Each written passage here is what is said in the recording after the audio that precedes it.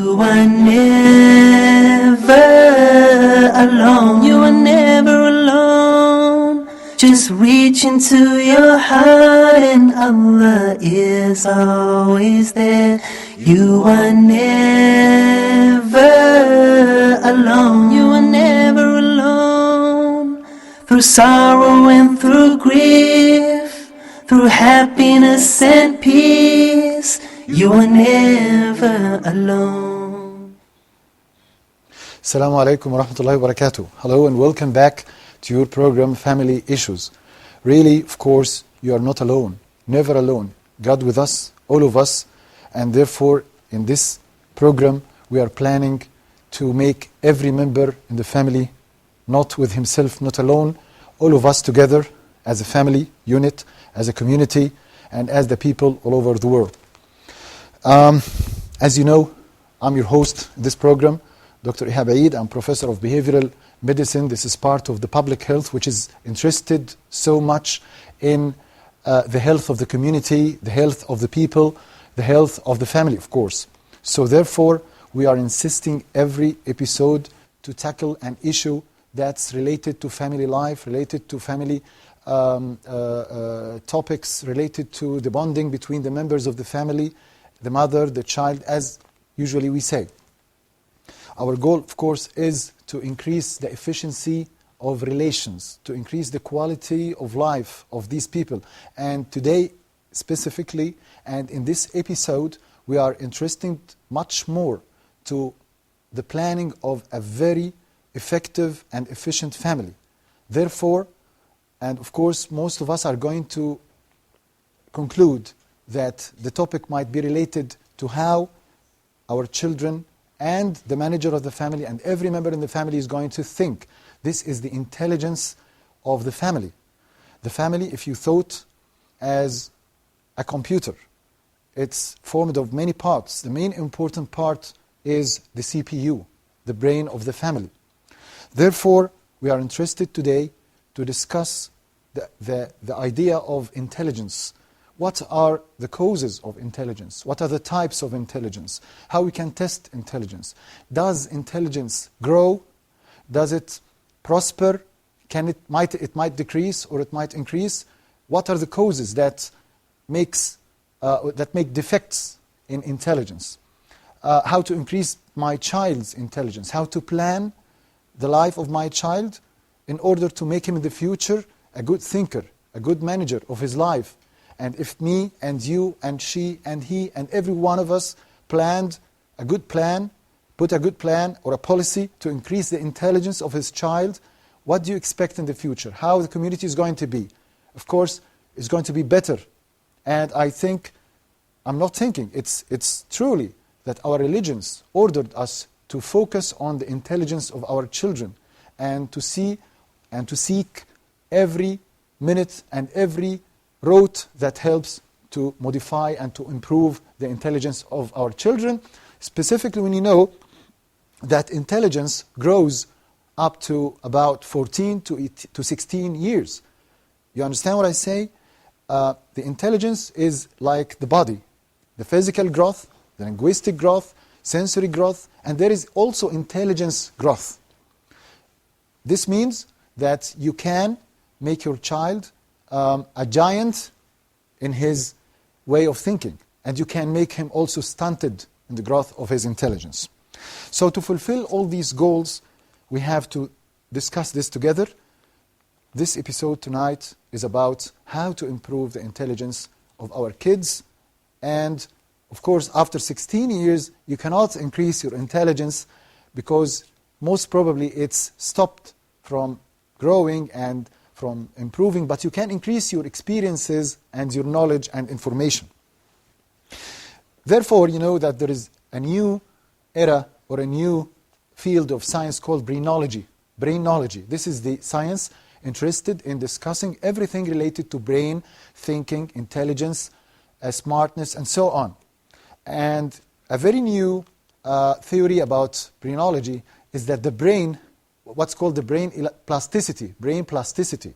This means that the brain is, to our astonishment, the only organ in the body that can change from time to another, and it's not fixed in its size or in its shape.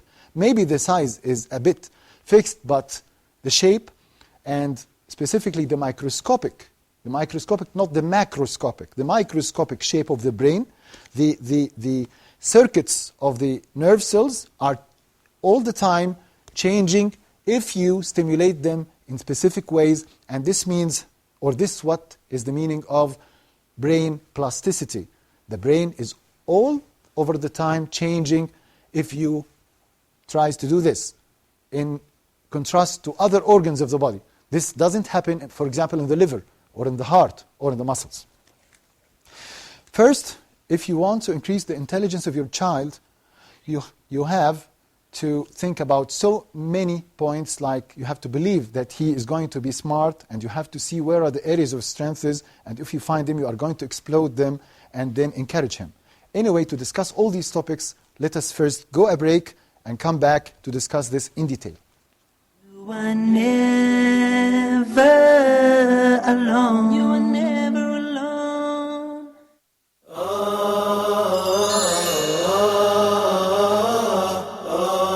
Why righteous companions? It is Islam that given us the sense of dignity. I love all of them in a way that you cannot imagine. That Umar ibn al-Khattab radiallahu anh would say something and the Quran would come down matching what he said. والسابقون الأولون من المهاجرين والأنصار والذين اتبعوهم بإحسان رضي الله عنهم ورضوا عنه. Just compare what you did for Islam with just one of them.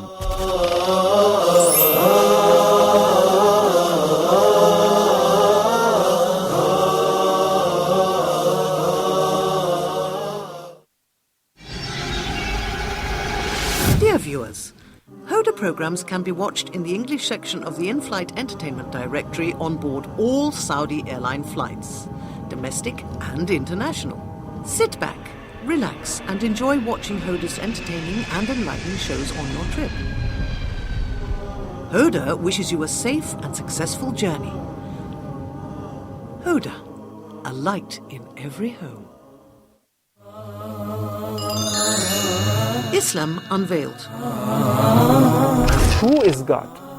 Who is the Lord of Muslims? Whom do Muslims worship? And the fifth pillar of Islam was to perform pilgrimage to the ancient house of God, which was built by the angels first, then reconstructed by Prophet Abraham, peace be upon him, which is located in the most holy city on earth, that is Mecca. So we believe in those books as they have been mentioned exactly in the Quran. Prophet Muhammad, peace be upon him, have been receiving the Quran on intervals, segments by segments, chapters by chapters, parts by parts. It took 23 years for the Quran to complete its revelation. You claim that the Quran is not the word of God. How could you convince me that there is only one version? Dr. Muhammad Salah will cover issues related to Muslim worship, creed, books, and much more. So stay tuned for Islam Unveiled. You are never alone. You are never alone. Welcome back, Family Issues. We are discussing now how to improve the intelligence of your child. The aim of this episode actually is to make him, as they say, the cream layer, the top layer in the community, if you accurately followed what we are saying. But first, let me give you the telephones of the program. Our telephone number is 002 0223 835 248 or 259. They are on the screen. It's your right. The right of your child is to increase his intelligence is an order by God. You have to do this. This is his right. You cannot neglect him and let his intelligence deteriorate. Also, it's his right therefore, to choose his mother. The mother's IQ or the father's IQ is very important to make an intelligent girl or an intelligent boy. There are so many words said. That we say all the time, this is an intelligent boy, this is a smart girl, this is gifted, this is talented. Are they interchangeable or they are having the same meaning? Of course not. Let me first say that there are so many intelligence, multiple intelligences. You can't say this boy is 120, so he is smart or superior. You cannot say that this girl is 70, so she is mentally retarded. In what field is she mentally retarded? In what field is he clever? This is going to be the issues we are discussing. But first, let's go to see this report about intelligence in children. You are never alone. You are never alone. Intelligence can be defined in different ways, including the capacities for abstract thought, understanding, communication, reasoning, learning, planning, emotional intelligence, and problem solving. There are many different kinds of IQ tests using a wide variety of tasks. Some tests consist of a single type of task.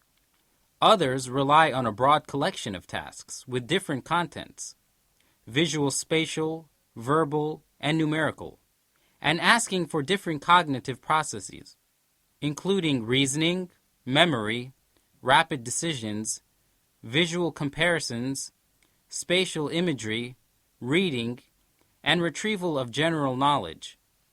There are many categorizations for the types of intelligence by many scientists and scholars. Some of these types are nature smart. Designates the human ability to discriminate among living things, plants, animals, as well as sensitivity to other features of the natural world, clouds, rock configurations. Logical mathematical intelligence, number reasoning smart. Logical mathematical intelligence is the ability to calculate, quantify, consider proportions and hypotheses, and carry out complete mathematical operations. It enables us to perceive relationships and connections and to use abstract symbolic thought, sequential reasoning skills, and inductive and deductive thinking patterns. Logical intelligence is usually well developed in mathematicians, scientists, and detectives.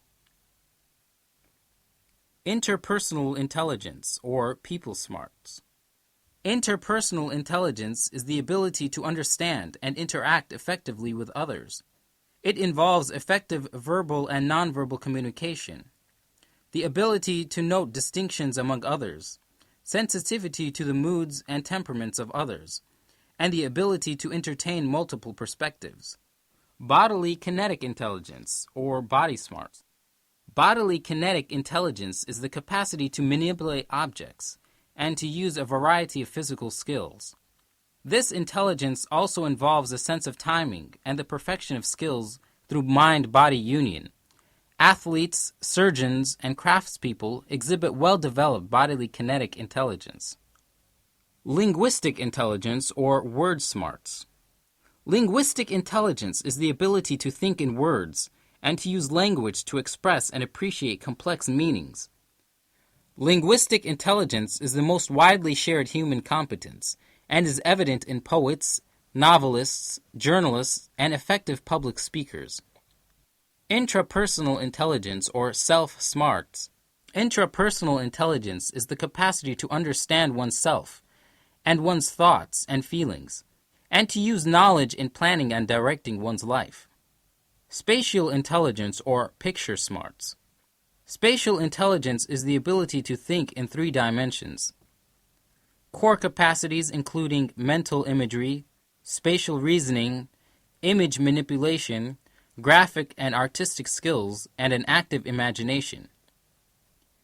You might think that some people are just born more brainy than others, but actually there's a lot we can all do to improve our brain power and hence our intelligence. While there's a strong genetic component to intelligence, research shows that IQ is more a result of the way your genes interact with your environment. Therefore, intelligence can be nurtured, and it doesn't mean you have to spend all your time with your nose buried in a book, memorizing facts either. There are lots of ways to stimulate your brain. You are never alone. You are never alone. Stimulating the brain, as we have said in this report. The report discussed so many types of intelligences, and this reflects the so many types of areas in the brain. Every area or every group of cells is specialized in one type of or faculty of a group of behaviors or a group of skills, linguistic skills, body skills, mathematical skills, musical skills, whatever types of skills. Subhanallah. Therefore, we have, therefore, to classify, is intelligence due to genetics or due to environment? Is it something configurational? Is it something congenital? Or is it acquired? Actually, it's both of them. But to be fair, about 20 to 40% maximum is related to genetics. Otherwise, it's the environment. So we have so good space to plan to increase the intelligence of our children. There are so many also ways to test this intelligence, to know where you are in order to build on, in the future, the intelligence of your child. Put in your mind a very important point, that more than 80% of intelligence comes in the first 2 to 4 years of the age of your child, and the rest is in the whole life, or up to 16 years, as we have said. There's a controversy about this issue, the environment and the genetics, but as I tell you, most probably this is the right, or this is the last theory about this controversy. Also, there is another controversy due to what Tony Buzan, he's a very important person or scientist that is working in the field of intelligence. He says that there is 2 different ways of teaching approaches to people. The old one was that the child receives knowledge and information from outside, from all types or all sources of subjects. The knowledge, the information disseminates from outside into the child, from biology, from chemistry, from the environment. But he says, actually, now the recent theory says, no, you have to think it in the other or the opposite way. The child starts first to learn about himself, how he thinks, how he reads, how he writes, how he focuses, and then he goes to bring these sciences by himself. This is the active learning or active teaching. A very important issue now is how to increase this intelligence. But first, let us remember that the previous episode we've discussed how to test, or there are so many tests for intelligence, and we have said that the easiest or the most simple one of them is what's called good enough Harris test, or the draw a man test, where the child draws a man or a child, and we are going to leave him spontaneously to draw what he draws and to put what he puts, and then we are going to look and examine this drawing and see the features and to see the details of this drawing, the eyes, the eyelashes, the eyebrows, and see, does he remember this? Does he focus? Does he concentrate? You see, all these processes are included in intelligence, and they are apparent through drawing and testing drawing.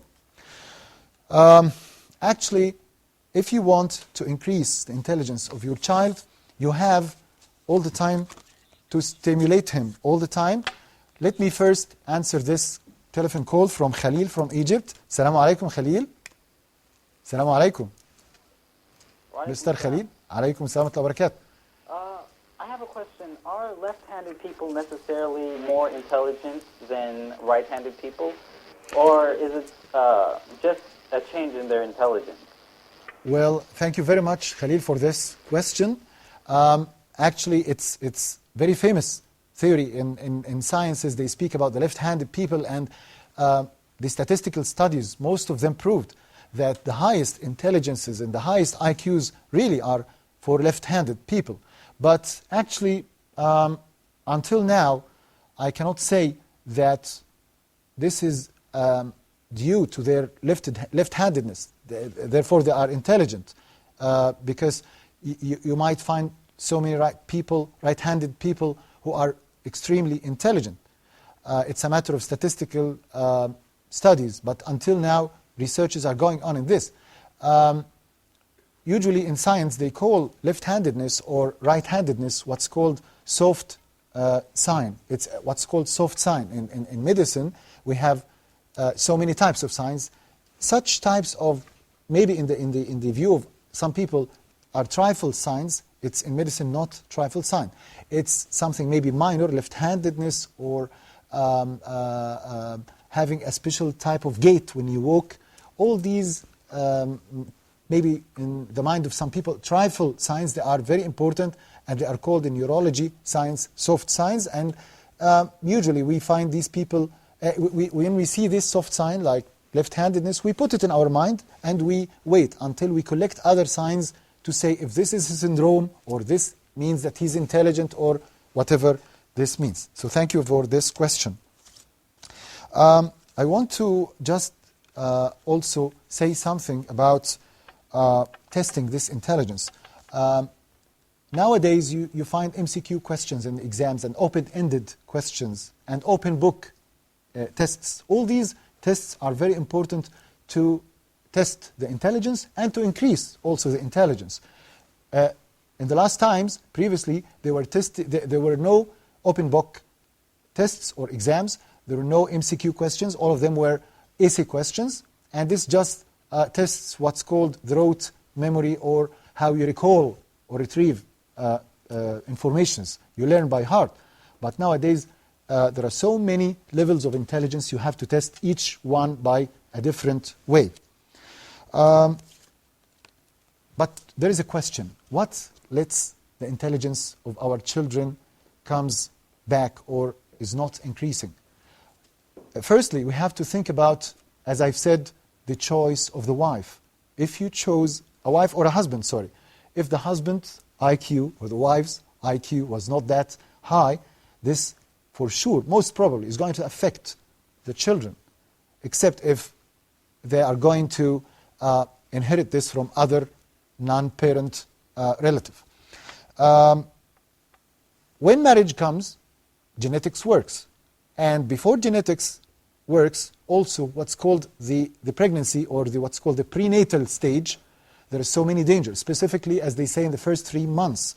If the mother was exposed to rays, if the mothers were exposed to, took drugs, certain types of drugs, if they were exposed to what's called hypoxia, this is a very important point.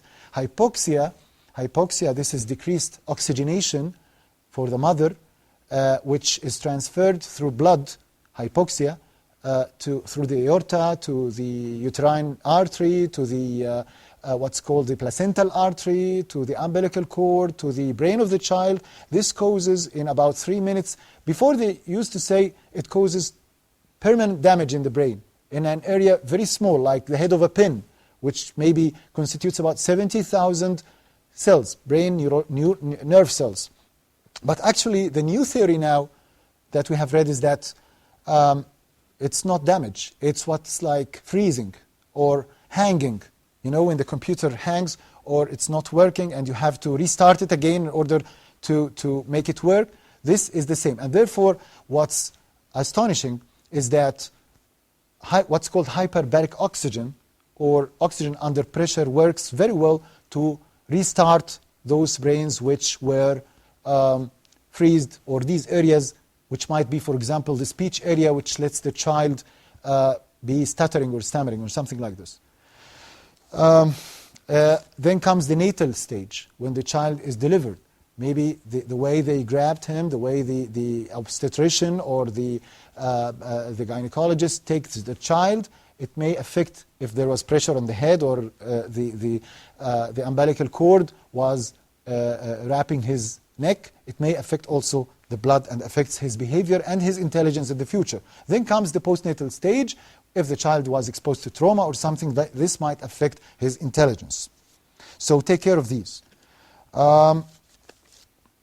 So I want here to focus on, as I said, how to increase. From the very beginning of your child, think about what's called breastfeeding. And then comes what I've said before, brain foods.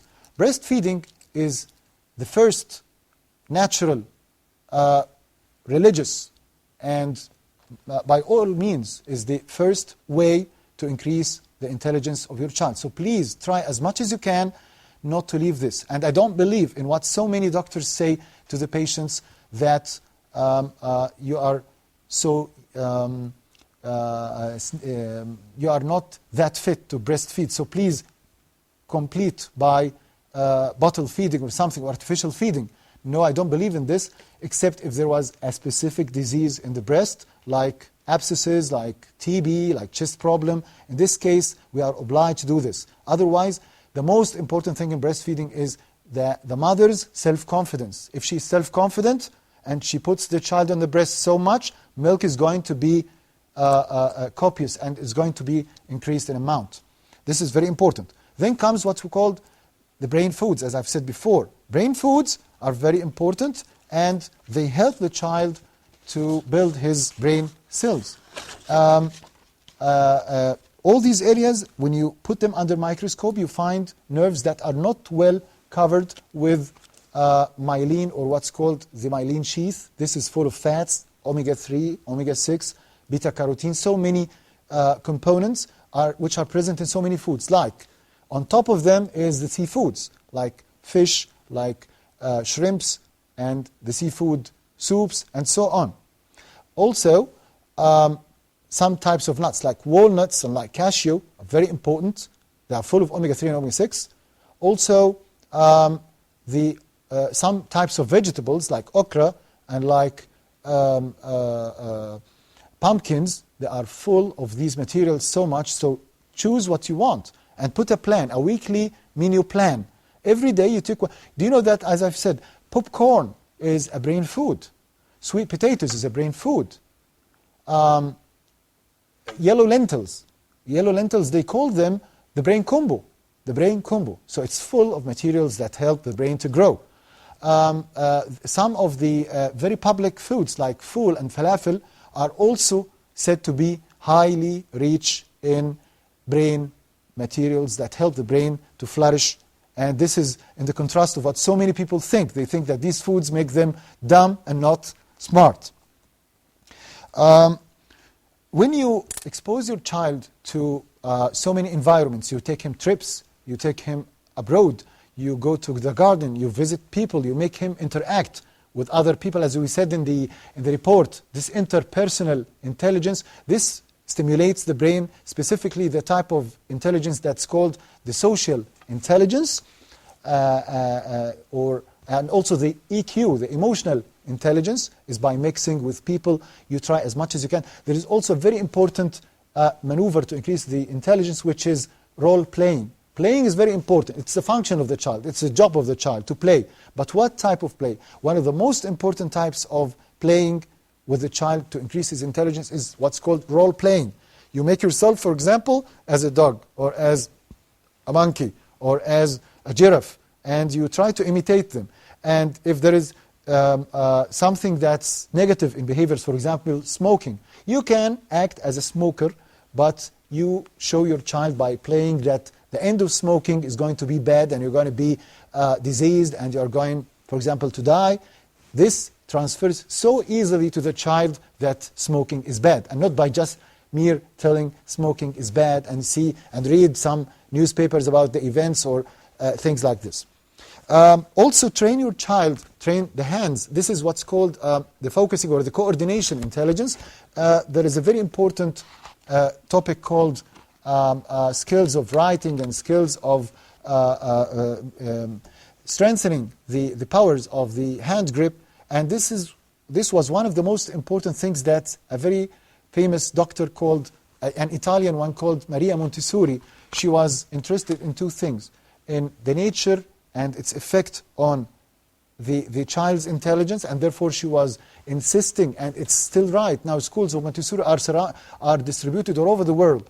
They are insisting on making the child stimulate all his senses. The tactile sense, by touching everything, fluids, solids, gases, rough things, sharp things, and so on. Also, gustatory, this is to taste so many tastes. Olfactory, to smell smokes, to smell parfums, to smell fire, to smell every type of stimulus to the sense of smelling. Also, the vision. There is something called visual thinking. Maybe when we are going to introduce an episode about autistic children, we are going to find that what's called visual thinking is very important, because maybe they cannot imagine situations, but they can see and try to learn through their visions. Also, there is what's called the auditory intelligence. So all the senses are invited to be stimulated in order to increase the intelligence. By the way, if you have what's called smart or flashcards, these cards like this, which shows situations of children. For example, this child, if the camera shows this, is praying, and you can, through storytelling or through situation transferring to the child, you can tell him, do that and do that and don't do this. Okay, it's very, very effective, believe me. And so there are so many high quality cards or flashcards that show things at house, at the kitchen, at the rooms, and as I've said, to make sequences, to let the child know how to make a full sentence or a paragraph. Usually those sort of speech therapy, the speech therapists use this so much because it helps them to let children speak very much better. Let me take Abu Omar. Abu Omar from where? From Egypt. Assalamu alaikum, Abu Omar. Wa alaikum assalam wa rahmatullahi wa barakatuh, Dr. Ehabi. Thank you for this wonderful show. You are more than welcome, Abu Omar. Please go on. I have a question regarding my son Omar. Please go on. Actually, he's a noisy boy, and I could call him naughty, but the issue is when I call him sometimes, he doesn't reply. And after a while, he would tell me that he listened to me, but he didn't answer. Yeah. Does this mean he's a smart or intelligent child, or he's just ignoring me? Yeah. Well, thank you very much, Abu Omar, about this question. To tell you 2 points before we go to the break. First one, please never say naughty boy or bad girl. I know a headmistress which have told me something very good. She said, I called this corner, doctor, the thinking corner and not the naughty corner. Please stop this. Stop stigmatizing or labeling people. He did something bad, so it's the place where bad things are to be treated, not the bad people. The second point is the focusing. Your child, I think, was, as you have said, about 3 or 4 years, maybe, if I was not wrong. Before 4 years, you please try not to make a big deal of a problem with the child about focusing and listening, because he's focusing in what interests him. For example, if you are making a story or a flashcard or something like this which attracts his attention, he's not going to be listening to you whatever you are saying, because he's now focusing in one thing. That's called mono-channeling, not bi-channeling or multi-channeling. His brain is still not that well developed, not that mature. So he cannot focus on 2 things in the same way. Please, let us go now, a break, and come back to continue our topic about how to modify the intelligence of your child. Thank you. You are never alone. You are never alone.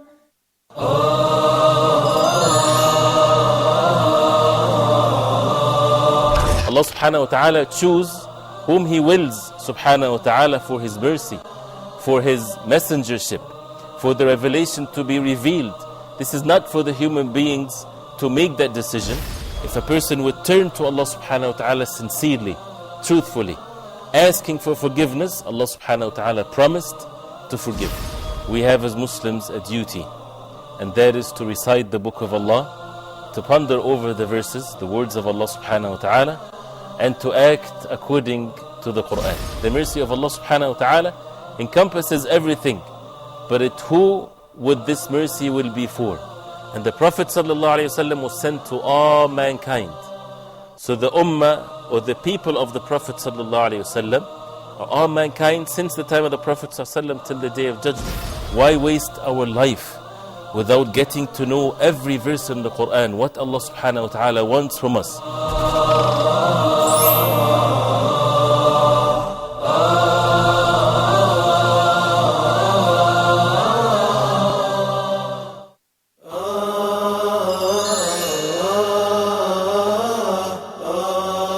the main concepts of Islamic economics? How is it different from the Western theories? And the beauty about Islam is not that it just came as a religion to perfect the relationship of the servant of Allah with Allah, but also it came to perfect the relationship of the servant of Allah with others. The beauty about Islam, Islam comes and brings the interest of the public and the interest of the individual together. How is Islamic banking different from the traditional banking system? The concept of riba is that I lend you money, I give you a loan, in return that you give me back that loan with an extra at the top. The idea of the stock market itself is halal or haram. So these are the main conditions that the scholars put with regards of the share market.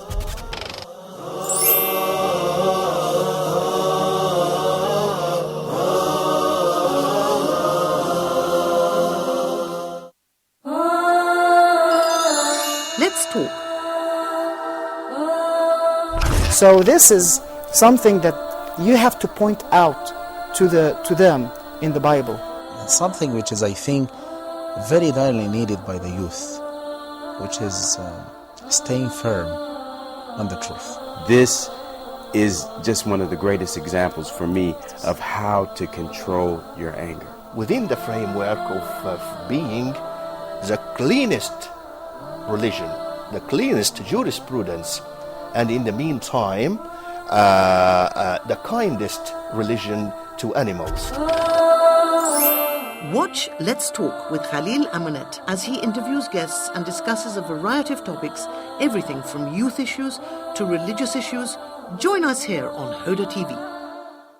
You are never alone. You are never alone. Welcome back again. Family issues, we are discussing improving intelligence, and they say knowledge is power. Knowledge is power. Therefore, we are interested to give our children power. And power is not going to be reached by words. It's going to be reached by deeds. So what you have to do as a planner, as a family designer, as the head of the family, the father or the mother, you have to plan to make your child's brain work very well. So you have to see where you are going to put him, in which school, in which club, what activities are going to let him perform. And by the way, the question in the previous segment about the naughty boy, stop, in the Quranic verses, so many verses insist on not saying bad words or names. Don't say bad names to each other. And of course, our children are more important not to tell them this, because they grow and the self-concept or the self-confidence or the self-esteem of the child is growing, by the way. So when you tell him most of the time you are intelligent in the, for example, the specific skill, you are beautiful, you are smart, you are well-behaved, this is better, but don't say bad words about your child. Say this is the punishment. One mother came to me and said, I have a black carpet and I call it the naughty spot in her apartment. I said, well, why don't you call it the punishment spot, not the naughty spot? Stop saying naughty boys and bad girls. And I like that woman who said to her mother all the time, she says, you are my princess. The way you speak looks like princesses. The way you deal, the way you eat. And when the girl does something bad, she says, you are not going to be that princess, I say all the time. So she's not saying something bad about her child, and all the time her baby or her girl was set up to be a princess. The imaginative thinking in the brain of the girl is that she is a princess. Let me tell you, you can call us on just, as I said, the number 002 0238 35 249. 249. To continue what we are speaking about, how to increase the intelligence of our children, there are so many games. Games are very important to increase the intelligence of your child. If you transformed the curricula in the schools, the children are studying into games or into riddles, some things that are interesting, that stimulates their way of thinking, this might help them to make new circuits in the brain and to open new channels and to make the child in the future smarter and smarter. This is what exactly is meant by the word brain plasticity. Brain plasticity. Because the brain is malleable, it changes, it can change, but you stimulate them. For example, if you've heard about the activity called, for example, UC Mass. This UC Mass stimulates the mathematical area. Photographing, for example, stimulates the brain to focus and to concentrate on the details of a subject. There is also, as we have said, the reading smartness, the nature smartness, the musical smartness. You can exactly imitate the tones you hear, for example, on a musical device or something like this. Also, the activity of coloring. If you make your child all the time colors, you bring to her copybooks that are where you can find drawings and you fill them with colors, for example, watercolors, wax colors, and so on. These are very beneficial in making the fine motor muscles develop, and in the same time what's called the eye-hand coordination develops very well, and this is one component of intelligence. Again, about role-playing. For example, if we made a game that we are going to act as if we are in a hotel, and for example, this is the Metro d'Hotel, and this is the guest, and here is the cleaning the cleaning team, and everyone works in the hotel is going to be represented by one of the family members. Every one of us is going to play this. Or, for example, we are in a restaurant, and this is the kitchen, this is the chef, and this is the one who serves the food. Every one of us can play a role. This makes the child imagines the other, imagines himself, and acts in a way. And you are training indirectly the child to speak, to relate, to think. So it has so many benefits, these types of plays. Also, when you make a child mixes with others, and before we speak about other people or other children, let us speak about animals. If you have a cat, if you have a dog, if you mix the child, of course, with healthy animals, of course, and try to make him put his hand on these. You know, in some of the European countries, they have a very condensed curriculum that is strictly concentrating or focusing on senses. No even a tiny written word. They do not use pens until maybe 7 or 8 years.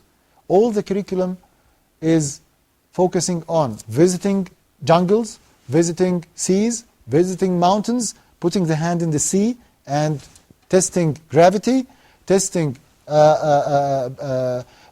testing the sounds of the air, testing the smells of the sands or the types of the woods or flowers.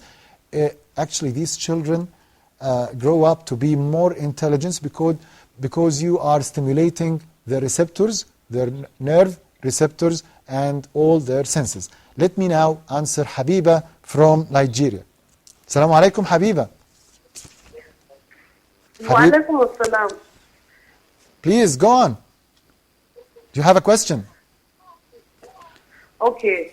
I want to ask about this exclusive breastfeeding.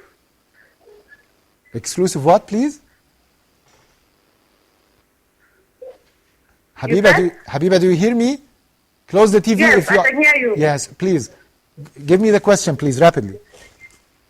I said, how good is exclusive breastfeeding to children? Yeah, okay. Thank you very much. Well, Habiba, you know that there is a recommendation, the most recent recommendation from the WHO, as you know, the World Health Organization says that the first 6 months for an infant should be exclusive breastfeeding. It's very, very beneficial for so many reasons, and let me thank you very much for this important question. I don't know how I forgot to speak about this. Maybe I just gave a comment, a little comment about breastfeeding.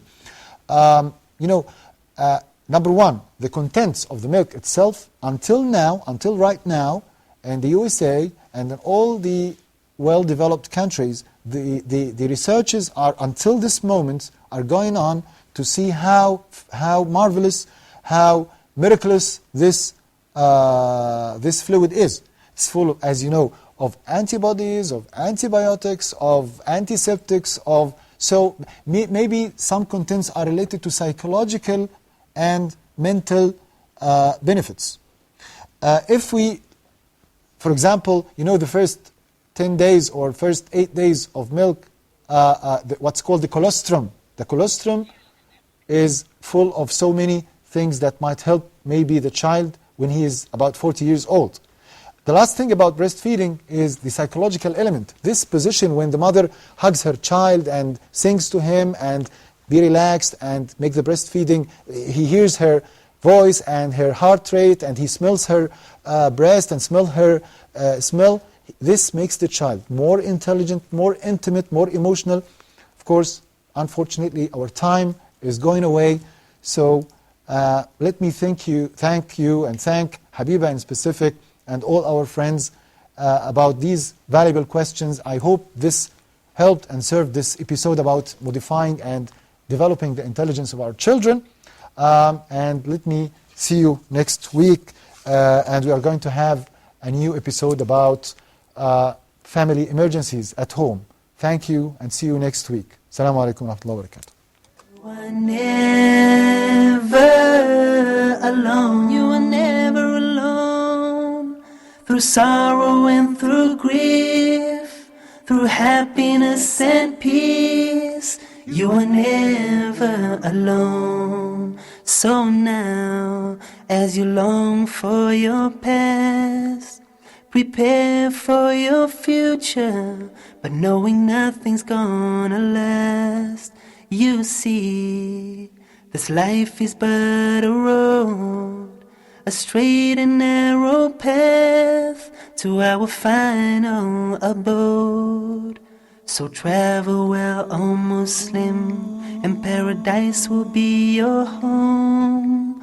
And always remember that you are never alone.